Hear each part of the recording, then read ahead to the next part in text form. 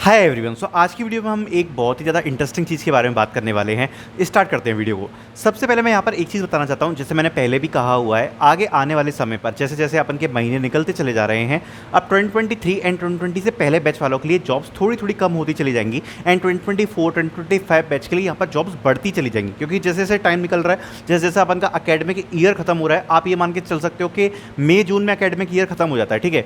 उसके बाद यहाँ पर एक ड्रॉप देखने को मिलता है हमें जनरली हर साल, तो वहाँ पर वो ड्रॉप वाली कंडीशन आएगी। बट यहाँ पर एक चीज़ अच्छी है कि कई कंपनीज तब हायर करती हैं जब कोई भी बच्चा, मतलब आप ये मान के चल सकते हो, जब वो बच्चा पूरा का पूरा ग्रेजुएशन कंप्लीट कर लेता है।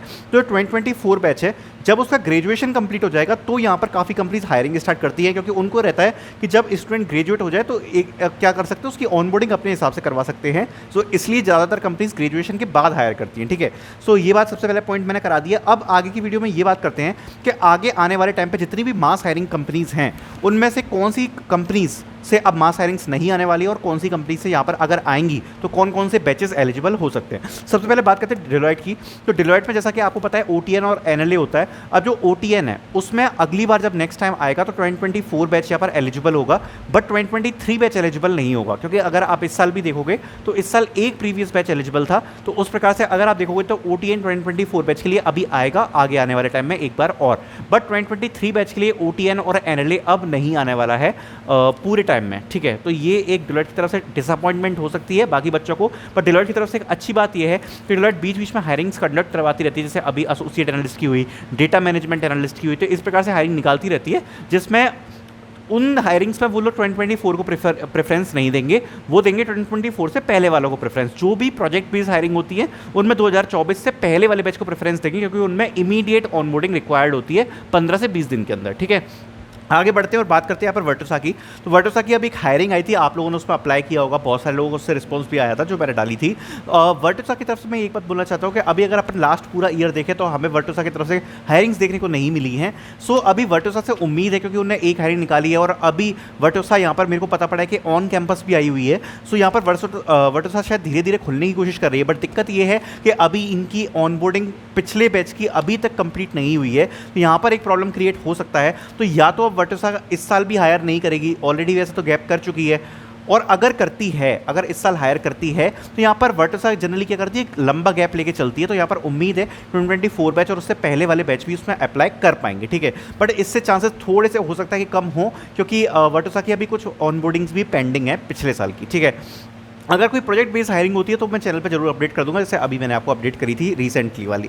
बात करते हैं आईबीएम की। तो देखो आईबीएम की तरफ से जो अपडेट है वो ये है कि जब कोडनेक कंडक्ट करवाया था उसमें क्लियरली मेंशन किया गया था कि 2023 बैच एलिजिबल है, 2024 बैच एलिजिबल नहीं है। तो अब जब नेक्स्ट ईयर, मतलब इस साल जब आईबीएम का कोडनेक ऑफिशियली अनाउंस होगा, जिसमें खुद आईबीएम के कैरियर जो उनका लिंक्डइन पेज है उससे उनकी हायरिंग आती है, वो सबसे बड़ी हायरिंग होती है। जो कोडनेक होती है ना, वो सबसे बड़ी हायरिंग होती है। बाकी ये जो बीच में हायरिंग चलती रहती है इतनी कुछ मतलब ठीक ठाक होती है, इतनी कुछ खास नहीं होती। जो मेन कोडनेक है वो एक या दो बार पूरे साल में आता है। जो अभी अगर हम लास्ट साल की बात करें तो लास्ट साल भी 2 बार आया था, कंडक्ट कराया गया था 2 महीने के अंतर पे, अक्टूबर में करवाया गया था और शायद नवंबर या दिसंबर में कंडक्ट करवाया गया था कोडनेक, ठीक है।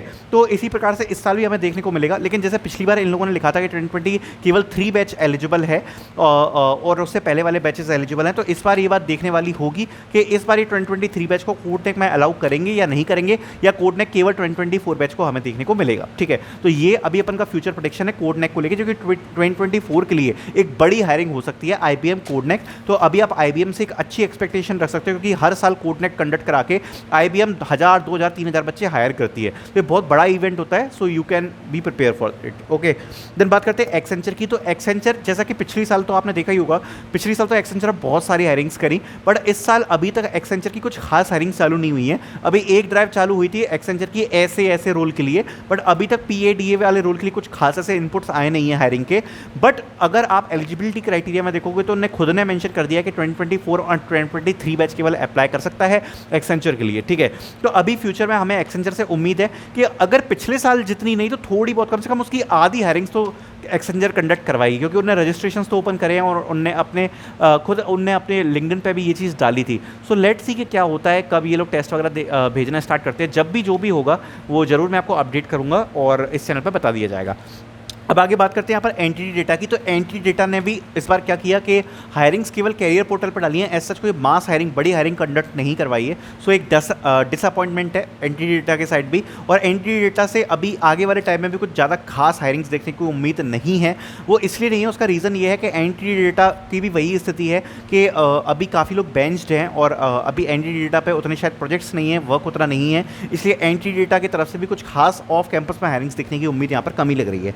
आगे बात करते हैं हम, और बात करेंगे हम कैपजेमिनी की। तो कैपजेमिनी की अगर मैं बात करूं तो कैपजेमिनी ने अभी सीएसजी रोल के लिए हायरिंग निकाली थी, और अगर मैं जितना याद कर सकता हूं कैपजेमिनी ने 2023 बैच के लिए कोई भी हायरिंग नहीं निकाली, केवल एक सीएसजी वाले रोल के लिए हायरिंग निकाली थी। और अब अगर हायरिंग आती है कैपजेमिनी की तरफ से तो मेरे हिसाब से तो इनको अलाउ करना चाहिए 2023 बैच को, और हो सकता है ये लोग करेंगे क्योंकि 2023 बैच इन्होंने मिस आउट किया हुआ है। अगर आप कैपजेमिनी के ऑफिशियल पोर्टल पर जाकर चेक करोगे तो उसमें क्लियरली मेंशन ये बात को करा गया है कि कैपजेमिनी की तरफ से जब लास्ट बार कंडक्ट करवाई थी हायरिंग वो 2022 बैच के लिए थी, उनके खुद के सुपरसेट के प्लेटफॉर्म पे ये बात डला हुआ है। 2022 बैच के पास अभी 2024 आ चुका है और अभी तक कैपजेमिनी की तरफ से कोई भी हायरिंग पोस्ट नहीं करी गई है सुपरसेट पे।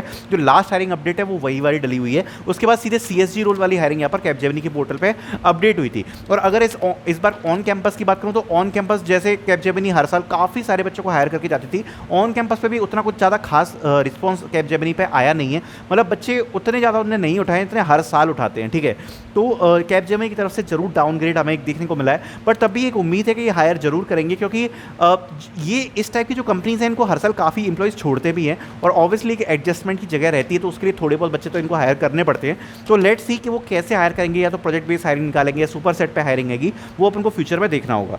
अब बात करते हैं यहाँ पर कॉग्निजेंट की। तो यहाँ पर देखो कॉग्निजेंट के लिए मैं एक चीज़ क्लियर करना चाहता हूँ, अगर सुपर सेट पर कोई हायरिंग आती है कॉग्निजेंट पे तो उस पर 2023 या उससे पहले वाले बैच जो है 2021 या 2022, तो देखो 2021 या 2022 के लिए तो चांसेस कम है, बट 2023 एंड डेफिनेटली 2024 के लिए हमें हायरिंग देखने को मिलेगी। तो कॉग्निजेंट ने अभी तक की किसी भी हायरिंग में 2024 बैच को एलिजिबल नहीं किया हुआ है, तो आगे आने वाले टाइम पे 2024 बैच के लिए कॉग्निजेंट की तरफ से हमें डेफिनेटली हायरिंग्स देखने को मिलेंगी। सो आई होप आपको समझ में आई होगी ये वीडियो, मैंने आपको बताया कि कौन सी हायरिंग्स हमें आगे देखने को मिल सकती है, कौन से बैचेस के लिए देखने को मिल सकती है। तो thank you so much for watching this video.